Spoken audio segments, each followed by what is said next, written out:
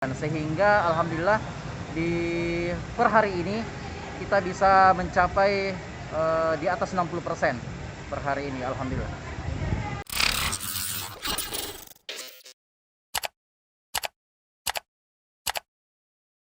Ini sudah didaftar, itu door prize, dapat tahu naik undian tak dapat motor. Iya, hah? Yang sini mendaftar.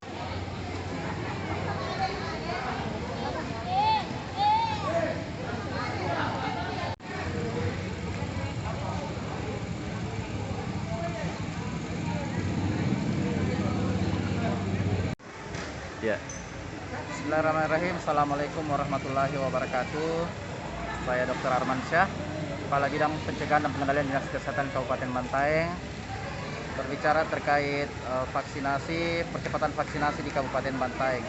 Alhamdulillah, setelah rapat koordinasi yang dipimpin langsung oleh Bapak Bupati Bantaeng, menghadirkan para Forkopimda, mengumpulkan seluruh camat, kepala desa dan lurah, kepala puskesmas se-Kabupaten Bantaeng untuk mendukung pemerintah Kabupaten Bantaeng dalam upaya akselerasi percepatan target 70% di akhir tahun 2021 ini. Alhamdulillah, setelah rapat koordinasi tersebut, semua camat, semua lurah berkomitmen untuk membantu pemerintah daerah dalam mewujudkan target minimal 70% di akhir tahun 2021 ini. Di samping itu, Bapak Bupati juga menegaskan kepada seluruh elemen untuk menguatkan implementasi dari instruksi Bupati sebagai perpanjangan ataukah penurunan dari peraturan Presiden yang mewajibkan warga masyarakat untuk melakukan vaksinasi. Karena apabila mereka tidak melaksanakan vaksinasi akan mendapatkan hambatan dalam mengakses layanan-layanan publik. Kemudian instruksi Bupati diikuti juga dengan berbagai aturan dari beberapa OPD, diantaranya Dinas Pendidikan yang mengharapkan seluruh siswa yang melakukan pembelajaran tatap muka itu wajib kartu vaksin bagi kedua orang tuanya. Kemudian disusul oleh Dinas Pertanian yang mewajibkan kartu vaksin kepada petani untuk mendapatkan akses terhadap pupuk bersubsidi. Kemudian disusul oleh koperasi, Dinas Koperasi dan UKM untuk mewajibkan untuk pedagang-pedagang pasar untuk wajib vaksin untuk melanjutkan aktivitas perdagangan di tempat perdagangnya masing-masing, seperti itu. Kemudian yang menarik adalah bagaimana upaya Bapak Bupati Bantaeng dalam mempercepat proses penginputan data. Jadi di penginputan data kita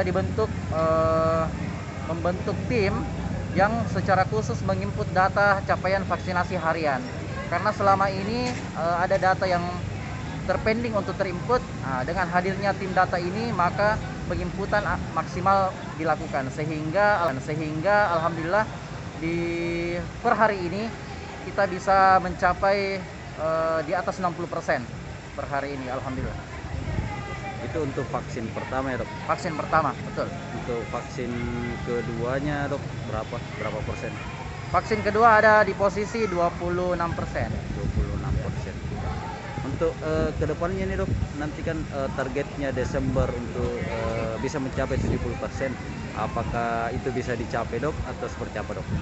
Insya Allah dengan dukungan seluruh pihak, tokoh masyarakat, tokoh agama, kemudian seluruh elemen yang terkait di dalamnya, ini kami yakin insya Allah sebelum Desember berakhir, insya Allah mudah-mudahan kita bisa mencapai 70%, minimal 70%. Target yang diberikan kepada kami juga oleh Bapak Bupati diusahakan mudah-mudahan bisa mencapai 80%. Itu target yang diberikan kepada kami, mudah-mudahan bisa tercapai di akhir tahun ini, insya Allah. Ya.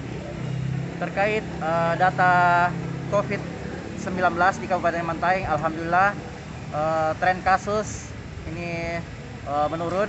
Bahkan di hari ini, per hari ini kita hanya memiliki 1 kasus saja.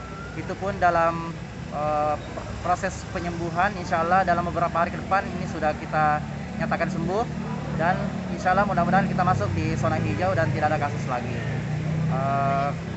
Kemudian langkah-langkah yang kami lakukan terkait penanggulangan COVID ini tetap berjalan, yaitu meliputi 3T, yaitu pertama testing, kita tetap melakukan screening di beberapa kelompok-kelompok berisiko ataupun pelaku perjalanan yang baik yang meninggalkan Kabupaten Bantaeng ataupun yang masuk ke Kabupaten Bantaeng. Kemudian kita lakukan tracing pada warga atau yang dinyatakan positif, itu kita lakukan tracing dengan persentase dengan perbandingan itu 1:14. Jadi kita usahakan dalam satu tracing itu minimal 14 orang kita periksa untuk memastikan tidak ada lagi yang terkontak dengan pasien positif tersebut. Kemudian proses terapi atau treatment 3T yang terakhir itu rumah sakit siap mengcover pasien-pasien yang membutuhkan perawatan lanjutan apabila terkonfirmasi COVID-19.